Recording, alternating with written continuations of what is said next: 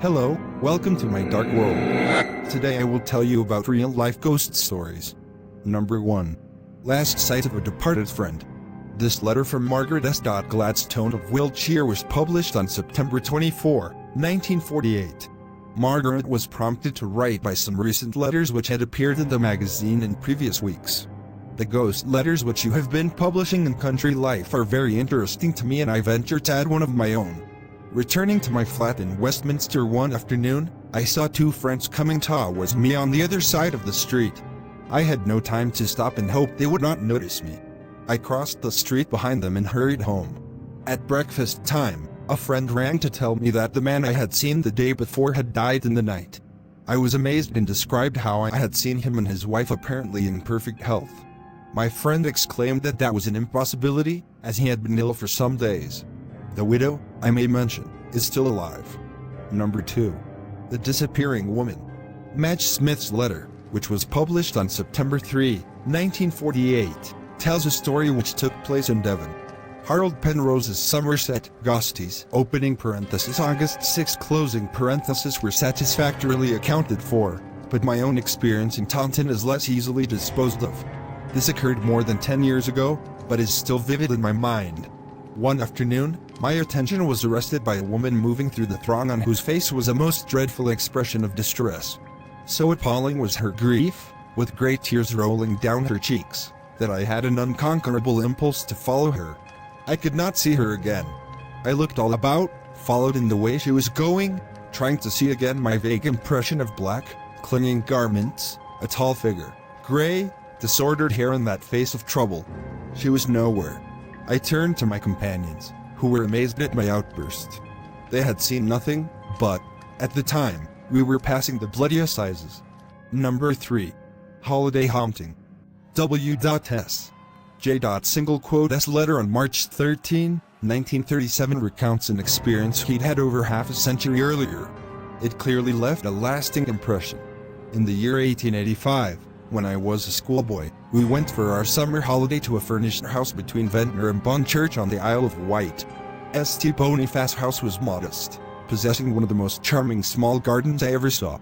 Ghosts soon declared themselves. The manifestations were pronounced and various. My sisters were visited in the night by a figure walking in their room, and, when it came between their beds, they fled shrieking. A figure passed the housemaids in the corridor. Cold hands were laid on hands lying outside the counterpane. Bells rang without being pulled. The village priest came with book and holy water. The spirits were effectually laid and we slept in peace.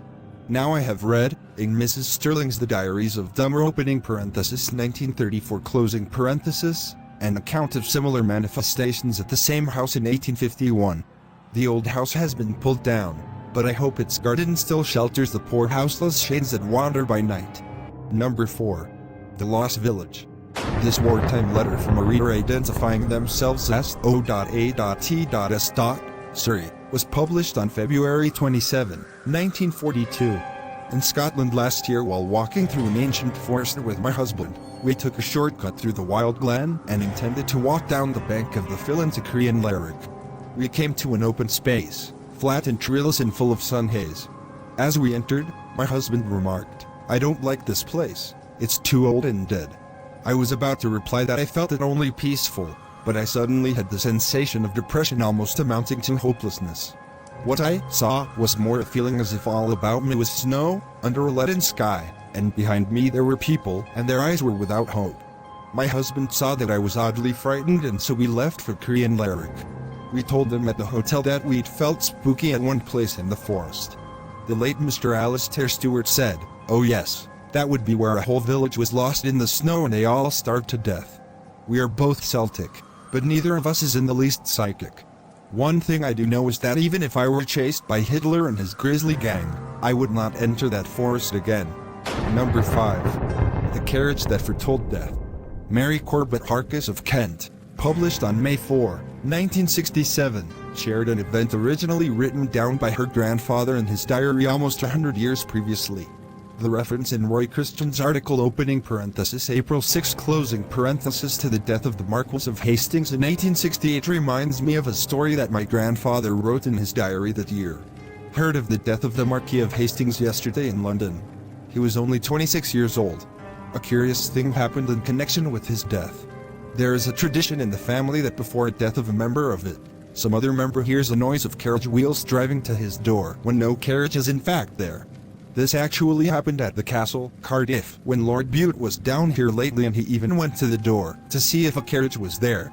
It was remarked at the time, Lord Bute being a Hastings on the mother's side.